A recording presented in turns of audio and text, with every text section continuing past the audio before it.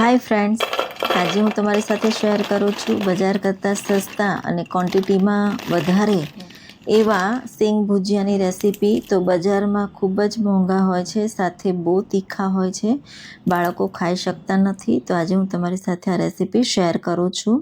तो चालो रेसिपी शुरू करिए। चटपटा सींग भुजियानी रेसिपी तो हूँ अहींया फ्रीजर में स्टोर करूँ छूँ। तो आ रीते मैं सींगदाणा लीधा छे अने साइज में तमारे थोड़ा मोटा लेवाना, एटले सींगदाणा एकदम सारा एवा कोट थशे अने बहु सारो एवो टेस्ट आवशे।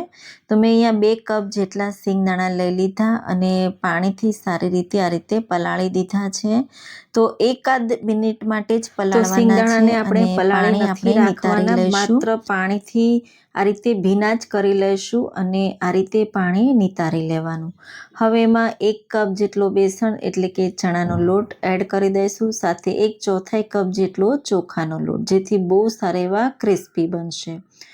હવે સ્વાદ પ્રમાણે મીઠું, 1 ટીસ્પૂનથી થોડું ઉપર મીઠું, અડધી ચમચી હળદર, 1 ચમચી ધાણા જીરું પાવડર, 1 ચમચી લાલ મરચું પાવડર, સાથે અડધી ચમચી ગરમ મસાલો અને 1 મોટી ચમચી ચાટ મસાલો। તો બહુ સારો એવો ચટપટો ટેસ્ટ આવશે।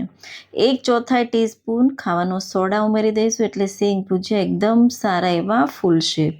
બધું એકદમ સારી રીતે સીંગ સાથે મિક્સ કરી લેવાના છે। લોટ મસાલા અને સીંગ સારી રીતે કોટ થાય ત્યાં સુધી આપણે મિક્સ કરી લઈશું। તો હવે એમાં થોડું થોડું પાણી ઉમેરીને એકદમ સારી રીતે સીંગદાણાને કોટ કરી લઈશું। તો થોડું થોડું જ પાણી ઉમેરવાનું, જો પાણી વધારે પડી જશે તો એકદમ ઢીલું થઈ જશે અને સીંગ ભુજિયા એકદમ સારા નહીં બને। તો આ રીતનું આપણે કરી લઈશું। તો તમે જોઈ શકો છો એકદમ સારા એવા કોટ થઈ ગયા। હવે પહેલેથી તેલ ગરમ કરવા માટે મૂકી દીધું હતું અને તેલ સારું એવું ગરમ થાય એટલે ગેસની ફ્લેમ લો સાઈડ કરી દેવાની અને આ રીતે છૂટા છૂટા સીંગ ભુજિયા આપણે ઉમેરી દઈશું અને એકદમ ધીમા તાપે આપણે થવા દઈશું, એટલે બહુ સારા એવા ક્રિસ્પી થશે। તો અહીંયા આપણે સાઈડ ચેન્જ કરતા જઈશું અને બ્રાઉન જેવો કલર આવે ત્યાં સુધી આપણે ફ્રાય કરવાના છે।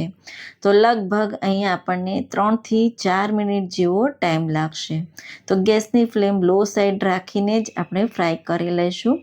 તો તમે જોઈ શકો છો ને બજાર જેવા સિંગદાણા બનીને રેડી છે। તો આ રીતે આપણે પ્લેટમાં કાઢી લઈશું। એ જ રીતે બીજા બધા સિંગ ભુજિયા આપણે રેડી કરી લઈશું।